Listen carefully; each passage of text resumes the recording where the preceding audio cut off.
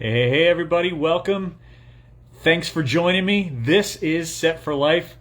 I really appreciate you getting on here and checking it out, figuring out what it is that we need to do each day to strive after the life that God has for us. This is Set for Life. Why? Because I want to be set for life. You want to be set for life. I know you do. And Jesus said that I have come that you might have life and have it to the full. And today what I want to talk about is just that verse that is kind of like my reasoning for saying, hey, look, if Jesus says that we're supposed to have abundant life, I want to know what that looks like. So I want to go back to the whole verse and the entire chapter and give you just a real quick perspective and what to do whenever we struggle with what it might look like to keep going. So in John chapter 10, what Jesus is doing is he's teaching, and he actually talks about us as sheep. And I know that that's not great, right? Like, we don't want to be sheep. We don't want to be related to the fact that sheep are smelly and all that kind of stuff, right? But he does. He talks to the crowd as if he's the good shepherd and we're his sheep. And he also talks about the relationship between thieves and robbers and how the good shepherd protects the sheep and lays his life down for the sheep. Actually, what I would love for you to do is to actually do some good study on that culture and sheep and the things that Jesus talks about in chapter 10, because the correlation between us and him, and it just makes so much sense when you understand the culture. So do some digging on that. But what I want to touch on today is the fact that in John 10:10, the first part of the verse is that the thief, meaning the enemy, comes to steal, kill, and destroy. That's what Jesus says. Steal, kill, and destroy. But I have come that you might have life, and life to the full, more abundant.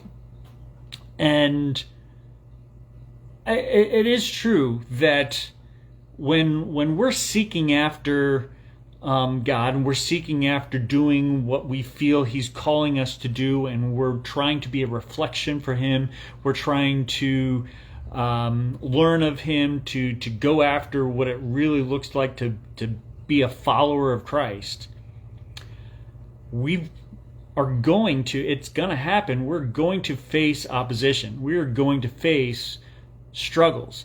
We're going to face the enemy who doesn't want us to get closer, doesn't want us to be an effective tool for his kingdom.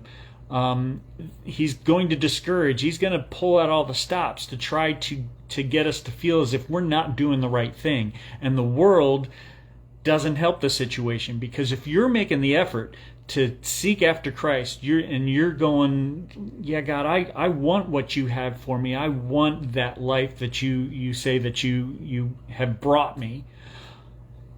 Show me what that is. Man, the world's going to look at you funny, right? The world's going to go, why are you doing that? Why are you taking that extra time? Why are you taking those positions? What are you trying to do? And you're going to wake up day after day after day going, I know I'm doing the right thing. I know I'm seeking. I know I'm learning. God, I can tell that you're speaking to me, but I'm still struggling. I'm still feeling defeated at times. I'm still feeling like I'm not doing the right thing, because the world is looking at me funny, because you are being countercultural by seeking after Christ.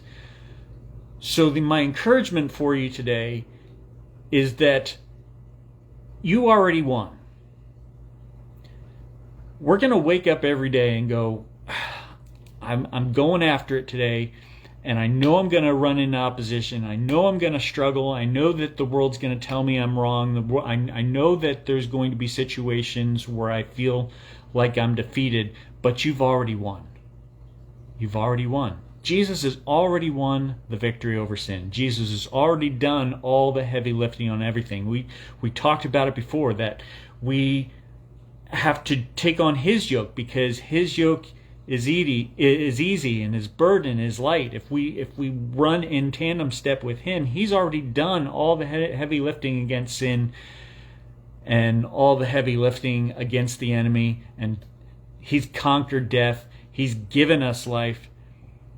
We have to come from a place of understanding that we don't have to win the battle that Jesus has already won. And I know that's tough because I deal with it. I deal with it every day, where I just feel defeated at times just because I'm seeing opposition, or the enemy's trying to discourage me. But I know in my heart of hearts, God's already won. God's already taken care of it. And he's in control of my outcomes. He's in control of the life that he wants to give me. What am I doing by seeking after him? What am I accomplishing?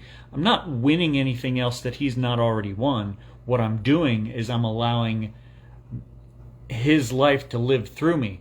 In other words, I'm partnering with him.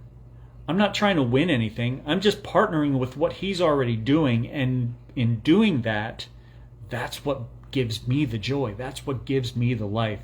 Because all I'm doing is saying, God, you've already won. And I want to partner with you. So the thief comes to steal, kill, and destroy. Don't let that be a discouragement.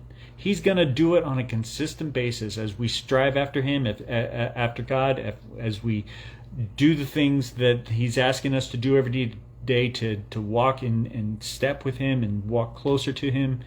The enemy's going to try to pull us down and discourage us. But walk in victory. Walk in the understanding that Jesus has already won. He's come to give us life and life to the full. Be encouraged today. God loves you and he's got you. He's got you. So guys, I pray that you make it a great day and live in victory today. We'll see you tomorrow. Blessings.